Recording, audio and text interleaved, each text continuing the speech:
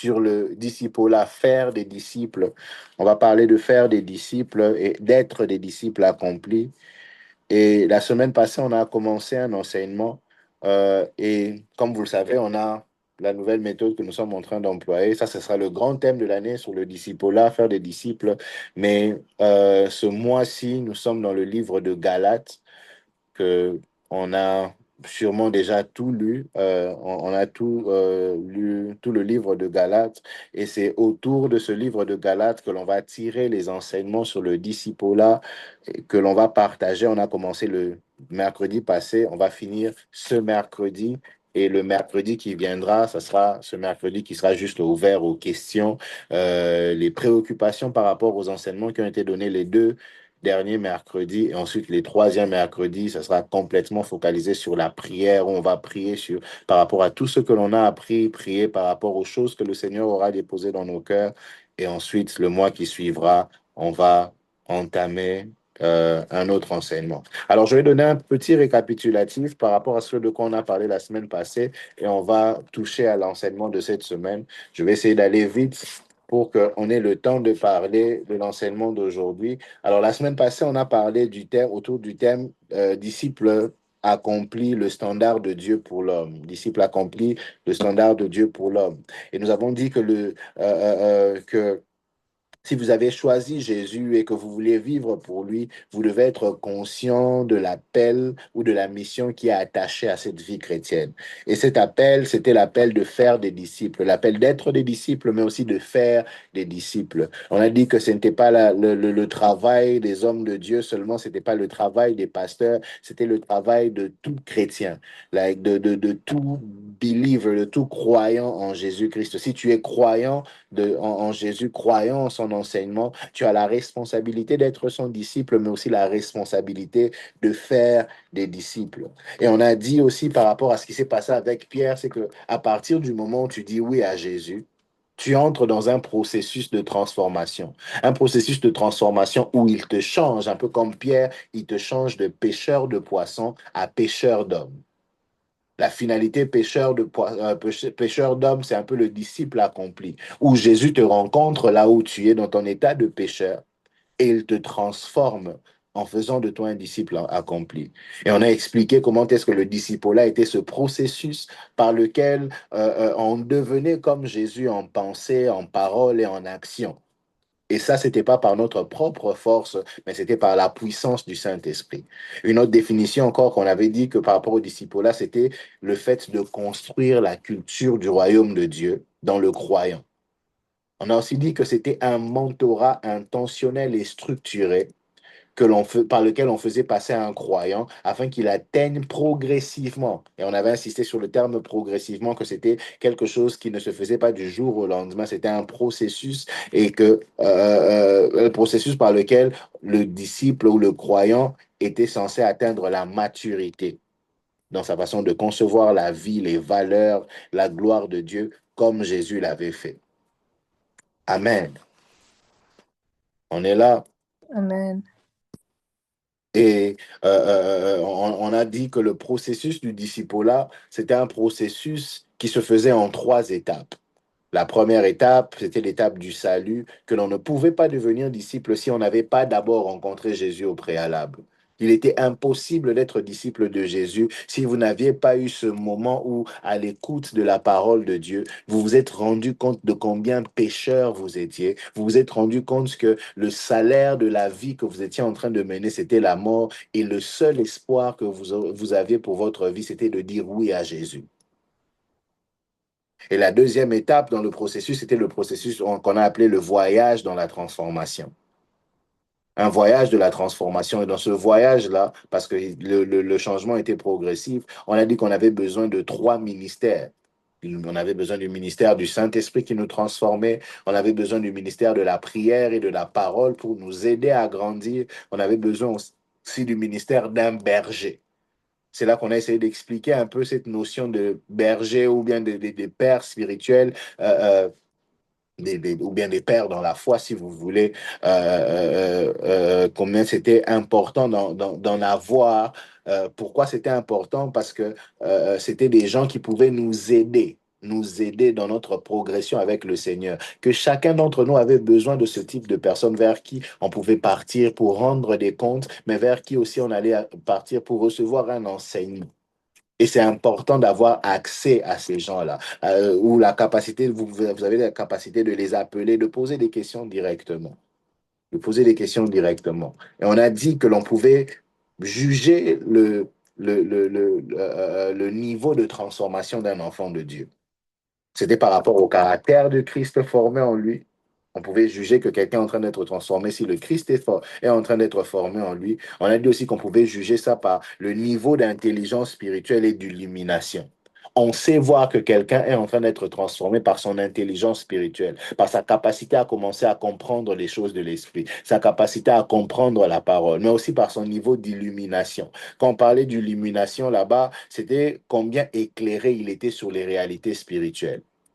Tu sais voir que quelqu'un a grandi lorsque il ne pose plus des questions élémentaires. C'est toujours toi, tu dis connaître Jésus depuis l'écodime, tu as l'écodime depuis 8 ans, mais c'est toujours toi qui poses la question, est-ce qu'écouter la musique mondaine, c'est un péché? Lorsque quelqu'un est en train d'être transformé, lorsque quelqu'un commence à être illuminé sur les réalités spirituelles, il ne pose plus ce genre de questions parce qu'il comprend. L'esprit dépose en lui l'intelligence. J'enseignais sur ce même enseignement hier dans le cadre du culte d'enseignement de l'Église. Et j'ai donné un exemple avec la compa, par exemple. Comment est-ce que les gens qui sont danseurs de compa, qui font cette musique-là, qui écoutent cette musique-là, sont toujours très sensuels? Pourquoi? Parce que à cause de l'esprit qui est derrière. Celui qui commence à avoir une illumination spirituelle comprend. Il a l'intelligence de comprendre que les hommes n'ont pas créé la musique, que la musique est spirituelle, que la musique a été créée par Dieu. Et parce que Dieu a créé la musique, ça veut dire qu'elle est spirituelle. Donc, il voudrait dire aussi que derrière chaque musique, il y a un esprit qui est véhiculé. Alors, tu commences à comprendre, tu commences à placer les choses ensemble en comprenant que, OK, ce type de musique ici véhicule tel type d'esprit. De sorte que toutes les personnes qui sont dans ce domaine-là ont une certaine sensualité parce que ça vient avec le domaine de l'esprit qui conduit ça. Il y a un homme de Dieu qui était en train de parler de combien la musique était spirituelle. Il dit, il écoutait une chanson de Asher à l'époque quand il était encore païen. Il dit la chanson était en train de parler de euh, missing, je crois que c'est missing sa girlfriend ou un truc comme ça. Il dit à l'époque, il dit je n'avais pas de girlfriend, mais j'écoutais la chanson, j'ai commencé à pleurer. Il dit pourquoi je pleurais, je ne sais pas. Il dit moi qui n'avais pas de girlfriend et tout ça, mais j'ai été pris dans les émotions. C'est ce que la musique a la capacité de faire. On a parlé aussi du fait que on pouvait voir le changement dans la puissance, l'action de la puissance du Saint-Esprit dans le croyant et à travers sa vie. Et le dernier niveau, le dernier processus de la transformation, c'était la réception de la puissance. C'est le dernier niveau qui montre que le disciple est accompli. Alors aujourd'hui, on va parler d'un autre thème, on va parler de disciples selon le maître. Disciples selon le maître. Disciples selon le maître. Alors j'ai déjà pris avec ce récapitulatif, j'ai pris une grande partie du temps. On va essayer de finir cet enseignement, sinon la semaine prochaine, avant de commencer les questions, on va vite finir ça et puis après, ça sera ouvert aux questions. Alors, on va lire Galates 2, 17 à 21 et ensuite je lirai Jean 8, 31 à 47. C'est les deux lectures que l'on va faire.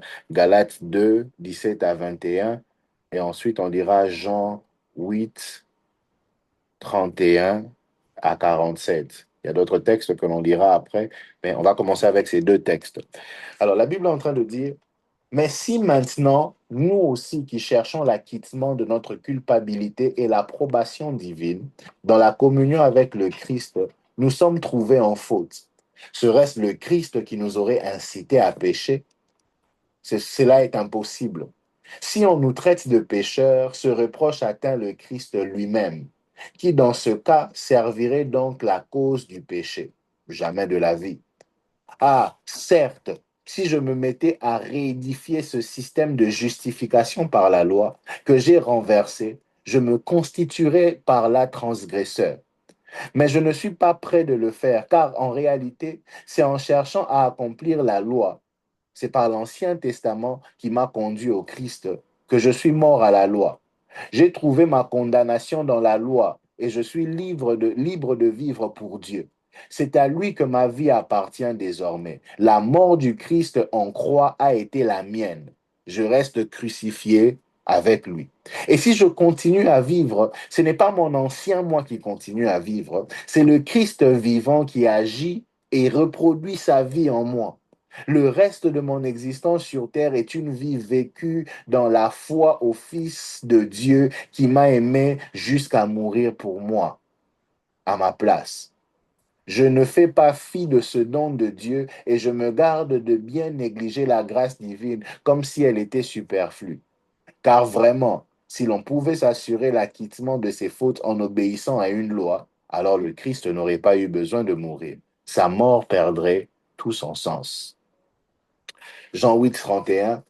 Alors Jésus dit aux Juifs qui avaient eu foi en lui, si vous vous attachez à la parole que je vous ai annoncée, si vous vivez conformément à ce que je vous ai dit, alors vous serez mes disciples. Vous comprendrez la vérité et la vérité fera de vous des hommes libres. L'autre version parle de vous connaîtrez la vérité vous affranchira. Nous lui répondirent, nous lui répondirent-ils, nous sommes de la postérité d'Abraham. Nous n'avons jamais été esclaves de qui que ce soit. Comment peux-tu dire que nous serons des hommes libres? Vraiment, je vous l'assure, leur répondit Jésus, tout homme qui commet le péché est esclave du péché. Or, un esclave ne fait pas éternellement partie de la famille. Il reste pas toujours dans la maison. Un fils, par contre, il demeure en permanence. Si donc c'est le fils qui vous donne la liberté, alors vous serez vraiment des hommes libres.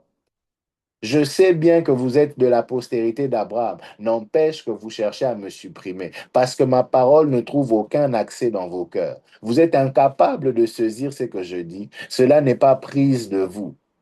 Moi, je parle de ce que j'ai vu chez mon père. Vous, vous faites de même. Vos actions reflètent ce que vous avez appris de votre père. Notre père à nous, ripostèrent-ils, c'est Abraham. Eh bien, leur répondit Jésus, si vous êtes vraiment des enfants d'Abraham, agissez donc comme lui. Au lieu de cela, vous cherchez à me faire mourir. Pourquoi? Parce que je vous ai dit la vérité telle que je l'ai apprise de Dieu. Abraham n'aurait jamais fait cela. Vous agissez exactement comme votre père à vous. Vos œuvres ressemblent aux siennes. Mais se récrièrent-ils, nous ne sommes pas des enfants illégitimes. Nous avons un seul Père, Dieu. Si vraiment Dieu était votre Père, leur dit Jésus, vous m'aimeriez, car il est la source de mon être, et c'est d'après lui que je viens. Je ne suis pas venu de ma propre initiative, c'est lui qui m'a envoyé. Pourquoi ne comprenez-vous pas ce que je vous dis? Parce que vous fermez vos oreilles à mon enseignement. Vous êtes incapable de supporter mes paroles. Votre véritable Père, c'est le diable. Et vous aviez choisi de vous plier à ses désirs et d'accomplir sa volonté depuis le début. Il n'a pensé qu'à tuer. Bon, on va s'arrêter là. Alors, comme j'ai dit, le temple aujourd'hui, c'est disciple selon le maître. Jésus, on a parlé de ça la semaine passée, Jésus n'a jamais essayé de faire de nous des chrétiens. Il a toujours cherché à faire de nous des disciples. C'est comme ça que dans la grande mission qu'il laisse, il dit, allez, faites de toutes les nations des disciples. Alors, un disciple, par définition, c'est une personne qui reçoit l'enseignement d'un maître, si simple que ça, qui fait partie d'une école. On est disciple lorsqu'on fait partie d'une école. Encore plus simplement, un disciple, c'est simplement un élève. Ou une autre définition, si vous voulez, un disciple est une personne qui suit l'exemple de quelqu'un qu'il considère comme son maître à penser, qui adhère, c'est une personne qui adhère à une doctrine, à une conception de la vie.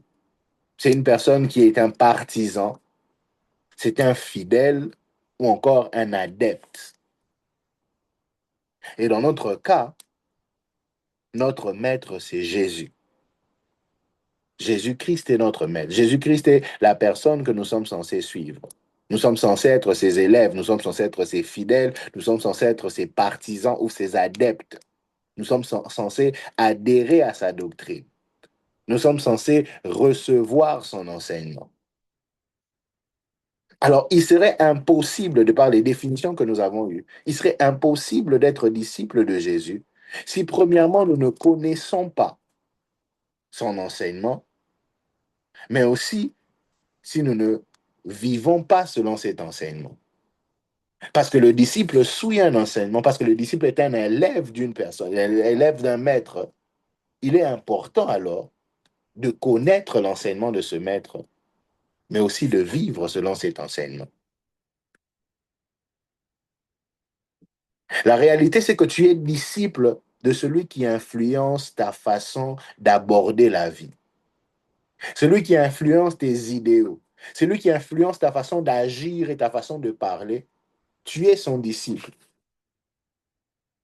Tu es disciple de la personne qui influence ta façon de voir la vie. Tu es disciple de la personne qui influence ta façon de parler ou ta façon de réagir. C'est comme ça encore si je dois revenir sur cet aspect de la musique mondaine. Non, non, ouais, j'insiste sur ça. Si je dois revenir sur l'aspect de la musique mondaine, tu peux dire non, mais c'est pas comme si ça a des problèmes et tout ça. Moi, j'écoute, ça parle de l'amour et tout. Mais est-ce que cette personne est en train de parler de l'amour comme Jésus, celui qui est censé être ton maître? Si ta conception de l'amour, c'est comme Beyoncé, par exemple, en train de parler, tu es disciple de Beyoncé. Et ça, c'est encore question d'illumination. Tu commences à voir les choses dans, dans ce sens-là. Si toi, ta façon de voir les choses, c'est que ah, les hommes sont remplaçables, c'est parce que tu as eu cet enseignement-là d'un maître quelconque. Sinon, ta façon de parler, c'est comme un rappeur ou comme un musicien, tu es disciple. À chaque fois que tu parles, tu finis toujours avec ouais, c'est bon. Ou bien tu es toujours dans les wesh wesh. Tu es disciple de la personne qui t'influence. Alors, tu ne peux pas dire être disciple de Jésus ou à chaque fois que toi, tu finis de parler, tu dois toujours ajouter plékès, par exemple. Tu es disciple de celui qui dit les plékès là. Bon, on ferme la parenthèse. Matthieu 26.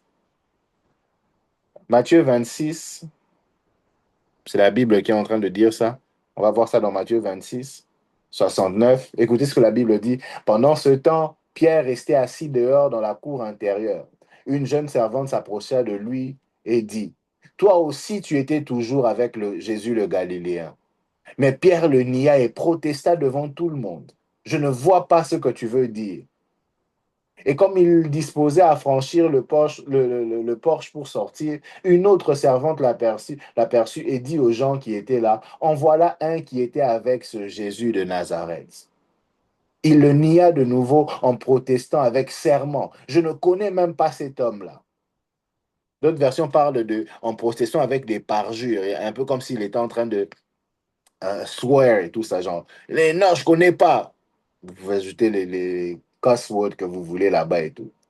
73 dit, après un petit moment, ceux qui se tenaient dans la cour s'approchèrent de lui et dirent, à coup sûr, toi aussi tu fais partie de cette bande. On le remarque qu'à ton accent. D'autres versions disent qu'à ta façon de parler.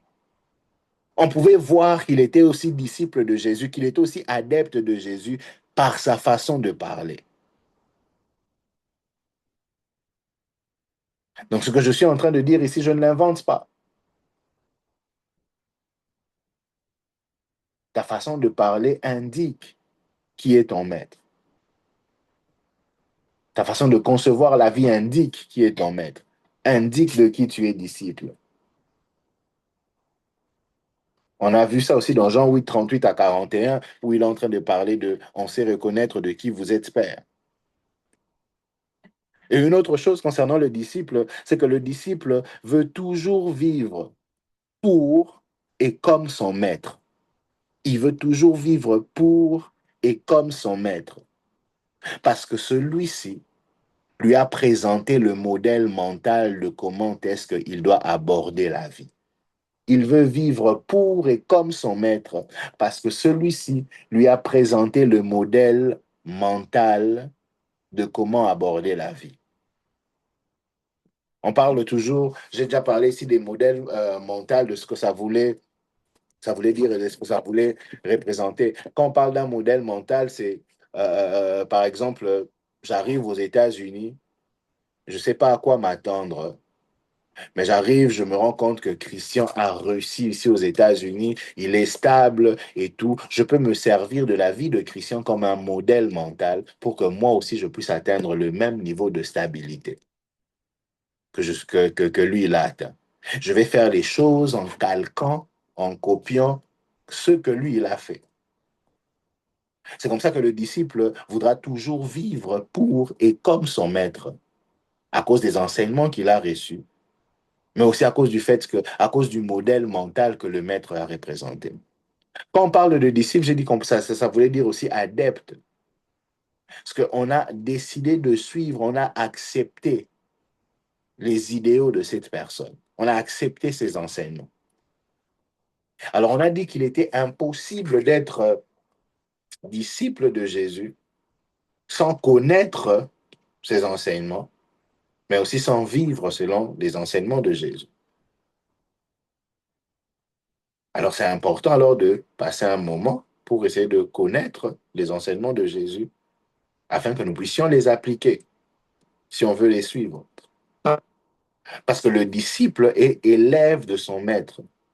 Le meilleur disciple est celui qui, comme son maître, connaît, ou qui, pardon, connaît l'enseignement de son maître, mais aussi qui sait suivre ses enseignements. Jésus l'a dit dans Jean 8, 31 que l'on a lu, où il dit, si vous vous attachez à la parole que je vous ai annoncée, si vous vivez conformément à ce que je vous ai dit, alors vous serez mes disciples. Alors vous serez mes disciples. Si vous vivez conformément à la parole. Vous n'êtes pas disciple de Jésus parce que vous fréquentez une église. Vous n'êtes pas disciple de Jésus parce que vous êtes lié à un homme de Dieu. Vous êtes disciple de Jésus si vous connaissez ses enseignements, si vous gardez les enseignements, vous avez accepté les enseignements qu'il a donnés, si vous vous attachez à ces enseignements et que vous vivez selon eux. C'est de cette manière-là que vous acceptez le processus du disciple-là. Dans la première étape, si vous avez déjà accepté Jésus-Christ comme Seigneur et Sauveur, vous avez dépassé l'étape du salut. La partie de l'enseignement joue dans l'aspect du voyage de la transformation, la deuxième étape du processus. Et ça fait partie du ministère de la parole et de la prière dont on a parlé. Alors, il est important de connaître et de garder les enseignements de Jésus. Alors, quels sont les enseignements de Jésus? Qu'est-ce que Jésus a enseigné de son vivant ici sur terre? Qu'est-ce qu'il a enseigné? Si on veut être des disciples, on a dit que c'était important pour nous de connaître ces enseignements et de vivre selon eux. Alors, il serait important de jeter un œil sur les enseignements de Jésus pour que nous puissions les connaître et vivre selon eux. Il y a plusieurs choses que Jésus a eu enseignées. Et Dieu voulant, tout au long de l'année, on va commencer à toucher à certains de ces enseignements quand moi je serai ici, quand moi je serai celui qui va enseigner. Il y aura d'autres personnes qui vont venir enseigner, mais je ferai toujours un effort aussi longtemps que je n'aurai pas fini cet enseignement, on va toujours commencer à revenir dessus. On va toujours commencer à revenir dessus et ne vous inquiétez pas, on aura des refreshers pour qu'on puisse être capable de rattraper ou de se rappeler. Mais on a aussi les enregistrements qui peuvent toujours être rendus disponibles. Alors, parmi les enseignements de Jésus, il y a 5 enseignements que j'ai retenus ici. Il y en a plusieurs, mais ce sont les 5 que l'on va toucher. Jésus a parlé du royaume de cieux et attaché au royaume de cieux, il a commencé à parler aussi de la repentance pour ceux qui voulaient vivre ce royaume de cieux parce qu'il enseignait que le royaume de cieux était proche. Et il parlait aussi de la repentance, de comment est-ce qu'il fallait se repentir pour accéder à ce royaume. Jésus a parlé de la justification aussi. Il a parlé des béatitudes, l'enseignement sur la montagne. On aura le temps de rester dessus et ça peut prendre aussi un long moment. Il a parlé des démons, on parlera de ça aussi.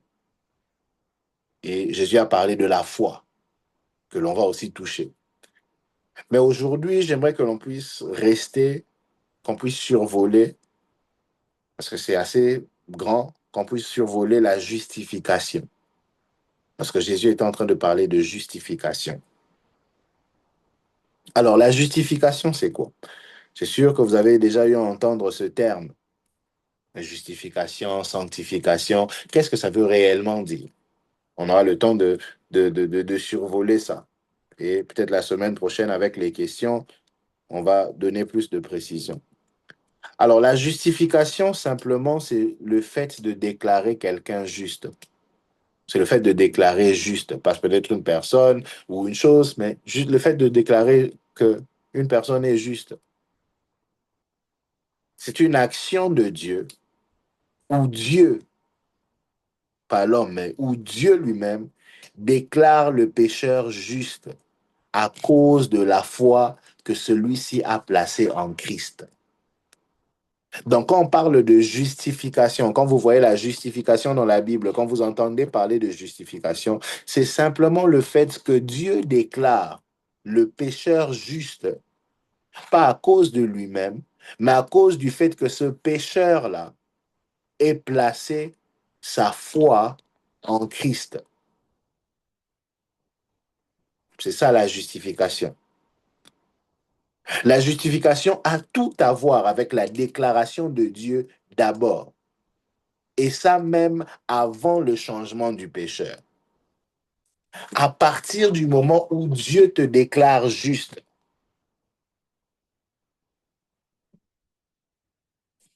tu es juste. Parce qu'on a dit simplement que la justification, c'était le fait de déclarer juste. Et que Dieu, ou d'un point de vue biblique, que Dieu déclarait, c'était une action de Dieu où il déclarait le pécheur juste, non pas à cause de ses actions, non pas à cause du fait qu'il a changé, non pas à cause du fait qu'il a arrêté de faire certaines choses, mais juste parce que par le simple fait qu'il ait placé sa foi en Jésus. Juste par le simple fait qu'il ait placé sa foi en Jésus. J'ai parlé de cet exemple hier au culte d'enseignement, d'ailleurs, un exemple que j'ai entendu d'un homme de Dieu, un exemple très puissant concernant le brigand sur la croix. Lorsque Jésus était crucifié, il était placé au milieu de deux voleurs. Et la Bible est en train de montrer qu'au début, les deux étaient en train de parler contre lui. Mais à un certain moment de leur peine, l'un d'entre eux dit à Jésus, si tu es réellement le Fils de Dieu, sauve-toi et sauve-nous aussi. Et l'autre qui lui dit, comment tu peux parler comme ça du Fils de Dieu? Nous deux, on mérite ce châtiment, mais lui ne mérite pas ça. Et là, Jésus lui dit, certainement, tu seras avec moi au paradis. Alors, cet homme de Dieu donne cet exemple, il dit, imaginez-vous un peu ce voleur qui arrive au ciel et à l'entrée, l'ange lui demande, qu'est-ce qui te donne le droit d'être ici? Il dit, est-ce que tu étais pentecôtiste? Il dit, non. Est-ce que tu étais baptiste? Il dit, non. Est-ce que tu payais ta dîme régulièrement? Il dit, non. Alors il dit, là, l'ange s'énerve. Il dit, allez chercher un peu le superviseur. Il dit, monsieur, qu'est-ce qui te donne le droit d'être ici? Parce que tu as dit que tu n'étais pas pentecôtiste, tu as dit que tu n'étais pas baptiste, tu as dit que tu ne priais pas régulièrement. Qu'est-ce qui te donne le droit d'être ici? Et il dit là, c'est là qu'il va dire, l'homme qui était sur la croix du milieu m'a dit que je pouvais être ici avec lui. L'homme qui était sur la croix du milieu m'a dit que je pouvais être ici avec lui. Ce pécheur n'était pas baptisé.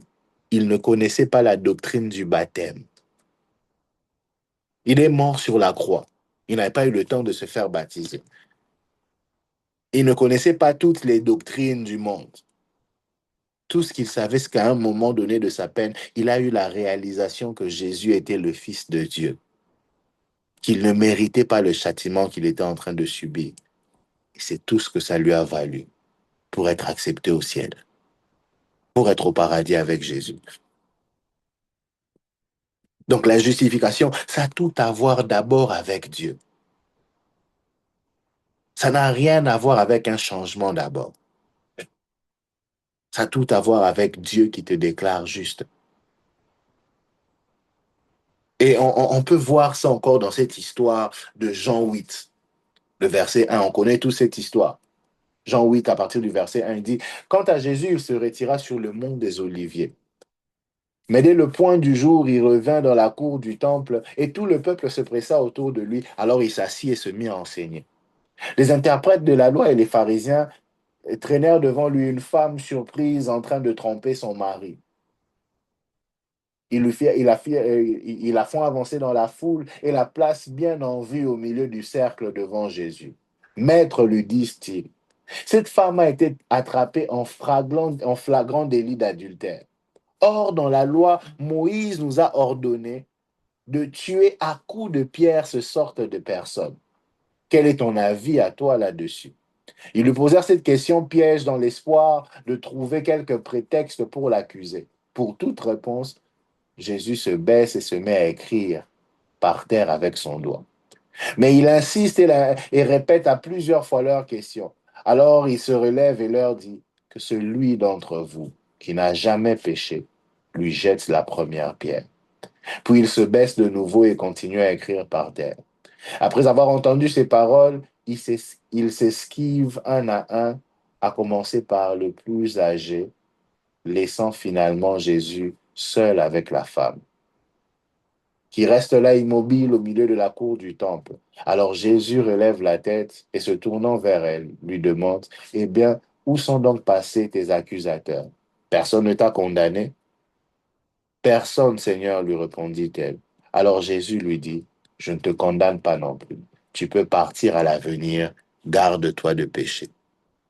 Ici, on voit un exemple de justification qui vient avant la demande de sanctification. Le fait de ne pas condamner cette femme, Jésus était en train d'imputer la justice à la dame. Il était en train de la déclarer juste avant même que la femme n'ait un changement de cœur. Parce qu'ils avaient raison. Les pharisiens, ils avaient raison.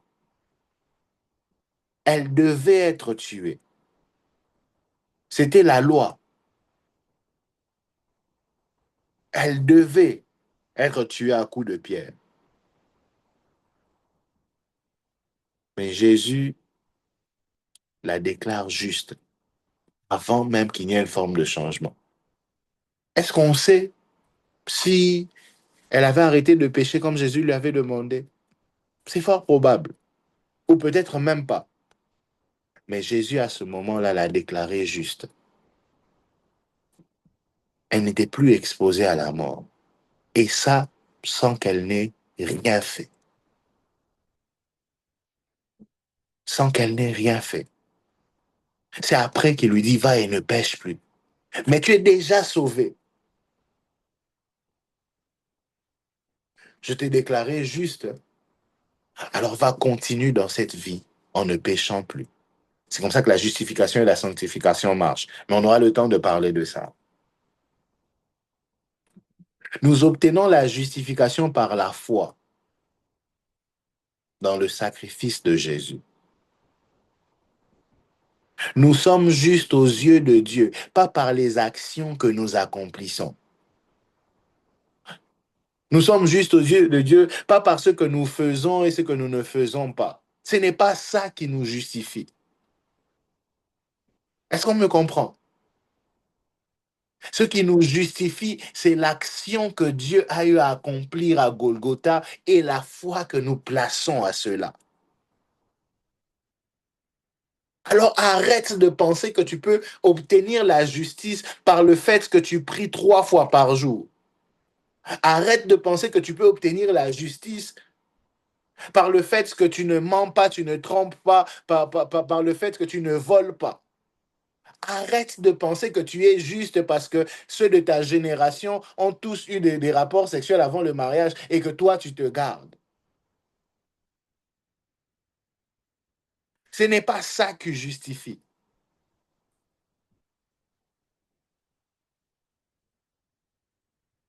C'est la foi en l'œuvre de la croix qui justifie. Et c'est ce que Paul essaye d'expliquer dans le livre de Galates. Quand vous commencez à lire, si vous avez lu ça, à partir de chapitre 2, à partir du verset 19, il commence à toucher à ce point du combat entre la loi et la foi en Jésus. Le chapitre 3 commence en leur disant, je ne sais pas qui vous a ensorcelé. Vous aviez bien commencé. Je vous ai dépeint Jésus. Alors pourquoi est-ce que vous essayez de vous mettre encore dans un certain joug?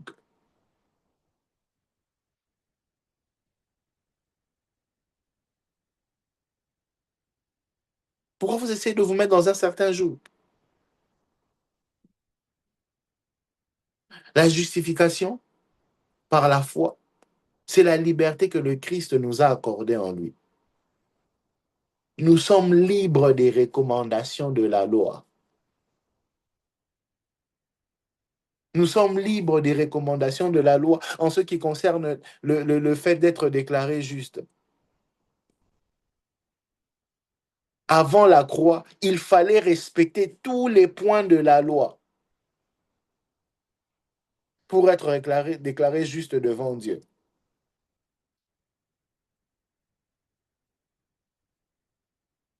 Et maintenant, là, nous sommes libres de cela.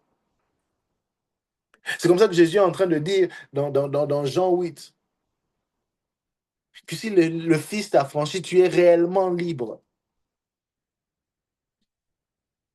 Galates 5 aussi est en train d'en parler. Mais tu es réellement libre. Écoutez ce que Paul est en train de dire. Galates 2, 21. Il dit, je ne fais pas fi de ce don de Dieu. Disons 20 pour un contexte. Et si je continue à vivre, ce n'est plus mon ancien moi qui continue à vivre. C'est le Christ vivant qui agit et reproduit sa vie en moi.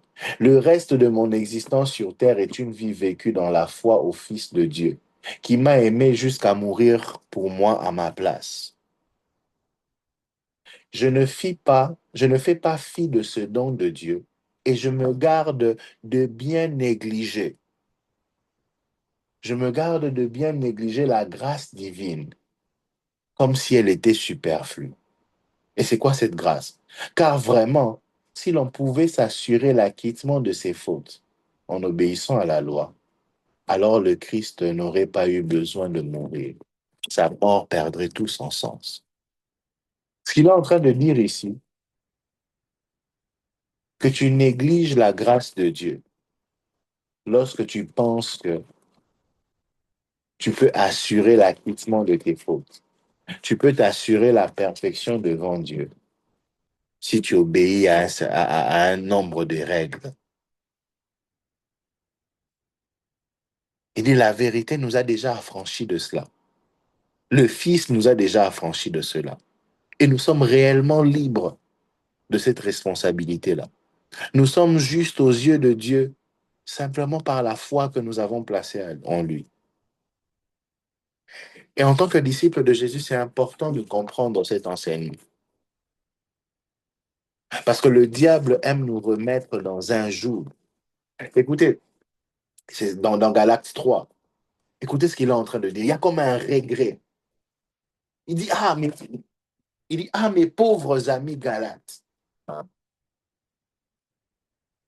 Ah, mes pauvres amis Galates. Que vous êtes donc insensés. Qui vous a fasciné ainsi? D'autres versions parlent de qui vous a ensorcelé. C'est dans la suite, il dit ça. Qui vous a fasciné ainsi? On dirait que vous avez été ensorcelé. Il dit, ne vous ai-je pas dépeint Jésus-Christ le crucifié comme s'il avait été cloué à la croix sous vos yeux? Où est restée votre compréhension de sa mort? Je ne vous poserai qu'une seule question. Comment avez-vous eu le Saint-Esprit? Était-ce parce que vous aviez accompli strictement les œuvres exigées par la loi? Parce que vous avez observé toutes les ordonnances rituelles ou bien parce que vous avez accueilli avec foi le message de la bonne nouvelle? Manquez-vous à ce point d'intelligence? Vous avez commencé votre vie chrétienne avec l'Esprit de Dieu et vous voulez la parachever par vos propres efforts. Croyez-vous que vous pouvez atteindre la perfection par des pratiques toutes matérielles? Avoir fait tant d'expériences exaltantes pour rien, auriez-vous vraiment reçu de si grandes bénédictions inutilement? Valait-il la peine de tant souffrir pour tout oublier ensuite? J'ai peine à le croire. Et encore, c'était pour rien. Lorsque le Seigneur vous donne son esprit, lorsqu'il agit puissamment parmi vous, opérant des prodiges étonnants, pourquoi le fait-il? Parce que vous avez observé la loi juive? N'est-ce pas plutôt parce que vous avez entendu prêcher l'évangile? Vous l'avez accepté avec foi. Voyez Abraham, son expérience était identique à la vôtre. Il a fait confiance à Dieu et a pris ses paroles au sérieux. C'est pourquoi il a été en règle avec Dieu. Son acte de confiance lui a valu le fait d'être considéré comme juste. Ainsi, seuls ceux qui placent toute leur confiance en Dieu sont les vrais fils d'Abraham. Il dit la justice d'Abraham, c'était parce qu'il avait placé toute sa confiance en Dieu et il avait pris les paroles de Dieu au sérieux. Et il avait pris les paroles de Dieu au sérieux.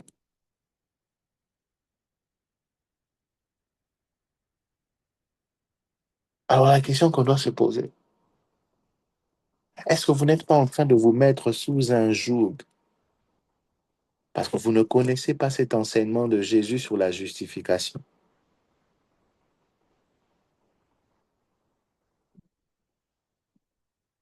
Vous ne vous faites pas accepter par Dieu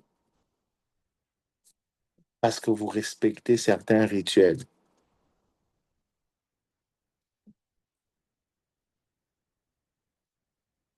Vous n'êtes pas juste aux yeux de Dieu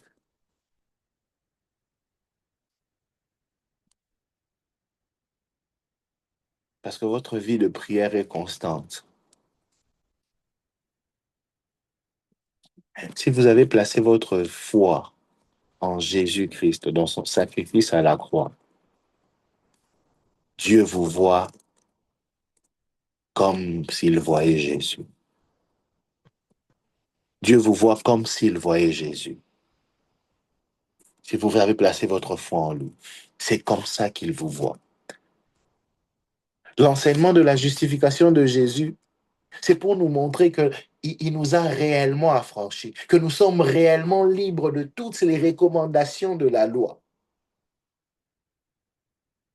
C'est comme ça qu'il dit que si vous avez cru au Fils, vous êtes réellement libre. Pas libre de pécher, pas libre de vivre comme vous voulez. Vous avez la perfection aux yeux de Dieu. En plaçant votre foi en Jésus, lorsque Dieu te regarde, il voit une personne parfaite. Il voit le Christ, il voit son Fils. C'est ça la notion de la justification. Et tout ce que ça te demande, c'est juste la foi. Prendre au sérieux ce que Jésus a fait sur la croix et avoir la foi. Quand on parle des fils d'Abraham, vous êtes fils d'Abraham si vous agissez comme lui. C'est ce que Jésus est en train de dire. Il dit par vos agissements, on sait voir que vous n'êtes pas fils d'Abraham. Si vous étiez fils d'Abraham, vous allez m'aimer. Vous allez faire les choses comme Abraham. Vous allez croire en moi. Parce que Jésus voyait ça. Vous savez, en réalisant le livre de Galates, je me rends compte de l'intelligence spirituelle de Paul. Je vois que c'est dans le livre d'Éphésiens qu'il est en train de dire, en lisant ces écrits, vous pouvez voir combien profond, combien mon intelligence est. Yes, Paul, tu es vraiment intelligent. Et rappelez-vous, il n'était pas disciple de Jésus pendant que Jésus était en train d'enseigner ces choses. Donc, ce qu'il est en train de donner ici, c'est purement par révélation. Frères et sœurs, Jésus nous a libérés du joug de la loi. Les recommandations de la loi, il les a accomplies à la croix. Tout ce qu'il attend de nous, c'est que nous puissions placer la foi en lui, la foi en l'œuvre de la croix qu'il a accomplie. Alors nous serons justes aux yeux de Dieu. Alors nous serons justes aux yeux de Dieu. On a fini, j'aimerais simplement que tu puisses prier pendant une minute ou deux.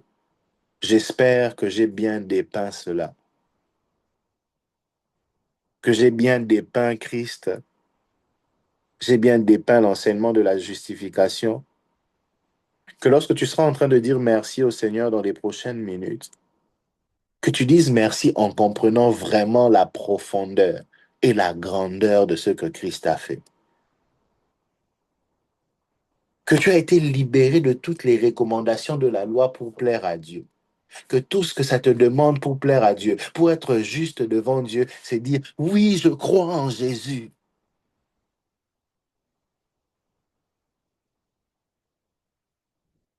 Et si Jésus revenait aujourd'hui, tu as l'assurance. Oh merde. Tu as l'assurance de passer l'éternité avec lui. Genre, oh non, j'ai pas médité la Bible aujourd'hui. Ça n'a rien à voir avec tout ça. Si pendant qu'on est en train de parler ici et que la trompette sonnait, ça ne sera pas question de est-ce que tu avais prié le matin. Ce sera question de est-ce que tu avais cru en Jésus. On parlera de toutes ces autres choses. Ça ne veut pas dire que tu ne peux pas faire, que ces choses ne sont pas importantes, la méditation et toutes ces choses. Non, ça a leur importance. Mais ce qui te qualifie aux yeux de Dieu, ce qui te rend parfait aux yeux de Dieu, ce n'est pas d'abord ces actions-là, c'est le fait que tu as dit oui à Jésus. Tu as pris ça au sérieux. Si réellement tu as pris ça au sérieux. Et si la trompette sonnait aujourd'hui, tu es sûr que je serai avec Jésus, que mon œil le verra, que je verrai celui qui est mort pour moi, que je passerai l'éternité avec lui. J'espère que ça a du sens. J'espère que quelqu'un a compris ça. Alors si tu as compris ça, est-ce que tu peux simplement dire merci à ce Jésus-là? Dire Seigneur, merci de m'avoir libéré des recommandations de la loi. Merci parce qu'en toi, je suis réellement affranchi. Est-ce que tu peux parler à Dieu, s'il te plaît?